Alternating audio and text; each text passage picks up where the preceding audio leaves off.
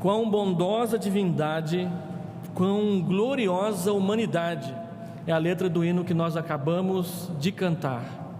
E essa afirmação dupla a respeito da divindade e também da humanidade do Senhor Jesus Cristo faz parte do propósito do Evangelho de Lucas em mostrar que Deus enviou para nós um Salvador perfeito, para nos alcançar nos nossos pecados e trazer um perdão de Deus que fosse eterno e suficiente para a nossa necessidade de voltar a viver em comunhão, e comunhão não mais perdida ou perdível, uma comunhão imperdível com o nosso Deus.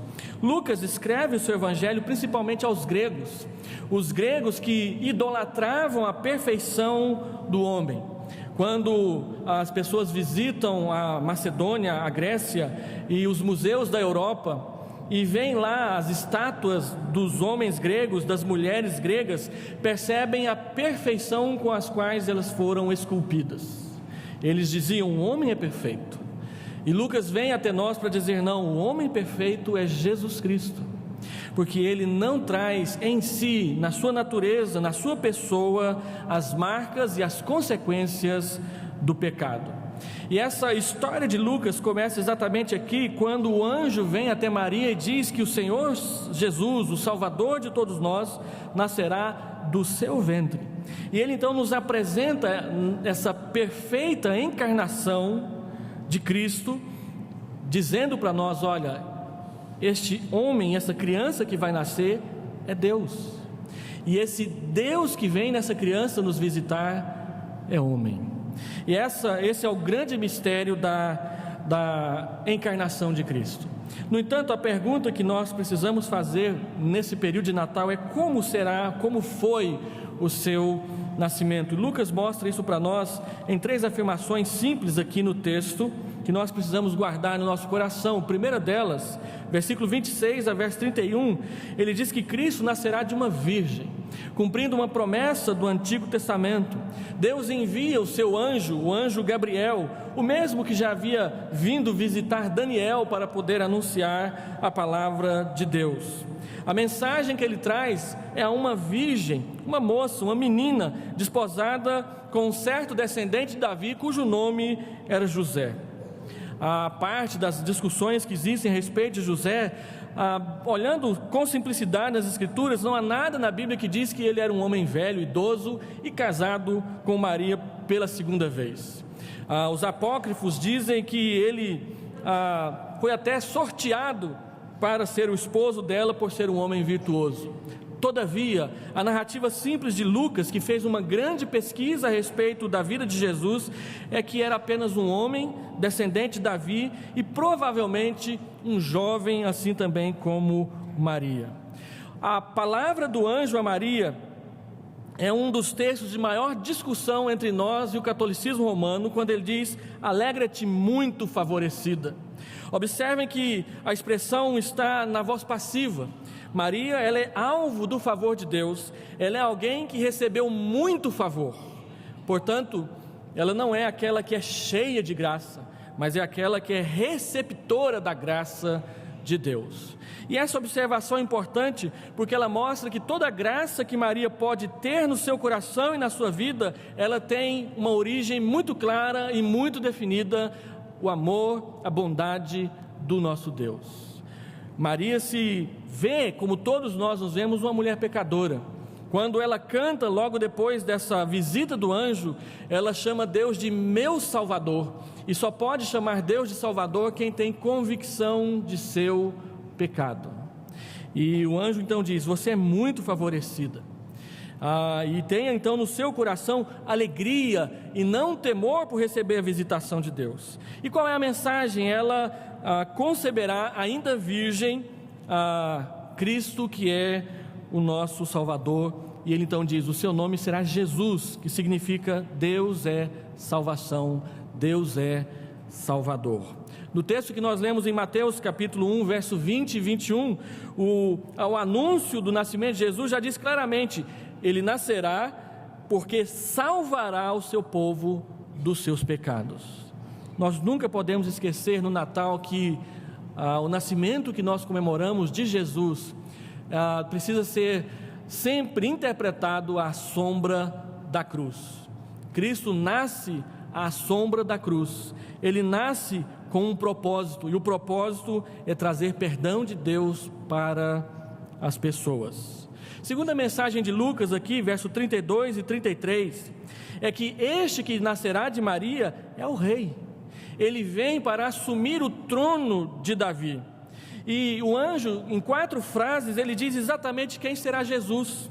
Ele diz: ele será grande e será chamado Filho do Altíssimo. Ninguém pode ser maior do que o Filho de Deus que vem até nós. Segundo, ele receberá de Deus o trono de Davi, porque Deus havia prometido que o trono de Davi jamais cessaria, e ele não cessa na pessoa de Jesus, que é o nosso rei. Terceiro, ele reinará para sempre sobre a casa de Jacó e sobre toda a humanidade. Ele vem para assumir um lugar que ele é de direito. E o último ensino de Lucas nesse texto, verso 34 até 36, é que este nascimento de Jesus é uma obra divina. Como pode alguém conceber sem ter relações sexuais? Então o anjo explica: primeiro, o Espírito Santo descerá sobre você. Segundo, você será envolta pela sombra do Altíssimo. E terceiro, nascerá um menino, e o seu nome é Filho de Deus. A obra toda do nascimento de Jesus no ventre de Maria é obra do Espírito Santo, é obra de Deus. Essa semana correu no Facebook um outdoor que foi colocado, não sei se nos Estados Unidos ou na Europa, um desenho dos reis magos, o presépio, e a seguinte frase: você acredita neste mito? E quem disse que é mito? Eu fico perguntando para as pessoas que se dizem sábias neste mundo, para os intelectuais, para os filósofos, para os estudados, como que eles contestam a historicidade das Escrituras, como contestam, e dão valor histórico a cada pedacinho de papiro que é desenterrado em um museu qualquer. Parece que eles preferem muito mais acreditar que o Papai Noel da Coca-Cola seja verdadeiro, do que a história verídica do Salvador que veio até nós, que é inquestionável e que é inigualável. A grande pergunta que nós temos que responder para nós mesmos é se nós cremos que o que Lucas está dizendo aqui, ele diz que fez uma pesquisa conversando com pessoas, seguindo a pista para saber se tudo foi verdade, é verdade ou não. Os irmãos que têm acompanhado o estudo bíblico de quarta-feira em 2 Pedro, Dr. Lloyd Jones constantemente ele diz: olha, a revelação da Escritura é essa aqui, e você tem que responder para si mesmo: você acredita ou você não acredita? Você crê ou você não crê? Você aceita ou você rejeita? Porque Deus revelou o que tinha preparado no seu coração para a nossa salvação e mandou escrever neste livro, obra do seu Espírito. E aquele que Ele enviou para nos salvar é o seu próprio Filho, nascido de uma virgem, portanto, através de um milagre. E Ele diz para Maria: olha, isso que está acontecendo com você aconteceu de forma muito semelhante à sua parenta Isabel. Diziam que ela era estéril, diziam que ela não poderia ter filhos, e na velhice ela terá o seu primo João Batista. Portanto, o anjo diz para Maria: não tenha medo. E ele faz então uma aplicação, Lucas faz uma aplicação para nós nos versos 36 a 38, quando ele mostra a reação de Maria e qual deve ser a nossa. Primeiro, verso 37, o anjo diz para Maria: olha, não há impossíveis para Deus. Não existem impossíveis para aquele que criou todas as coisas. Não existem impossíveis para aquele que rege todas as coisas e que está levando a história da humanidade para aquele ponto que Ele preparou para a sua glória. Portanto, foi o que Deus disse para Sara em Gênesis 18, quando ela também duvidou que aos 90 anos de idade poderia ser mãe.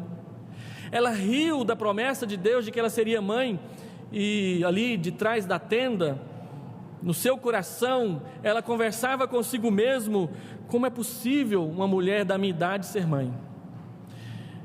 E o anjo então diz: olha, eu sei, Sara, que você está aí de trás da porta, porque você riu, o seu filho vai carregar no nome o que você acabou de fazer.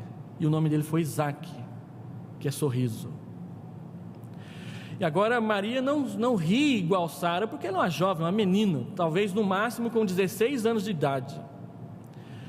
Mas ela pergunta: como é possível uma moça que nunca conheceu um rapaz, sexualmente falando, ser mãe? E o anjo diz: para Deus não tem impossível. E ela então foi a mãe de Jesus. E para nós, Maria, como exemplo de submissão à palavra de Deus, diz que ela aceitou e recebeu a promessa de Deus na sua vida, dizendo: eis-me aqui, então faça a tua vontade na minha vida, ainda que ela viesse a ser acusada de coisas que não tinha feito. Mas Deus estava cuidando dela, assim como Deus cuida de nós, irmãos. Deus é aquele que cuida de nós, e nas suas promessas de cuidar, de amparar, de conduzir, não há impossíveis. Ele está conosco e nos chama então a celebrar a data do Natal do seu Filho com essa segurança, com essa certeza de que Ele é o Deus que está perto, Ele é o Deus que se interessa por nós, e é o Deus que coloca a sua graça como favor nas nossas vidas. E o que Ele espera de nós é uma única atitude, só uma: submissão. Aceitar a sua palavra, crer na sua palavra, obedecer à sua palavra, porque as suas promessas não falham. Vamos orar.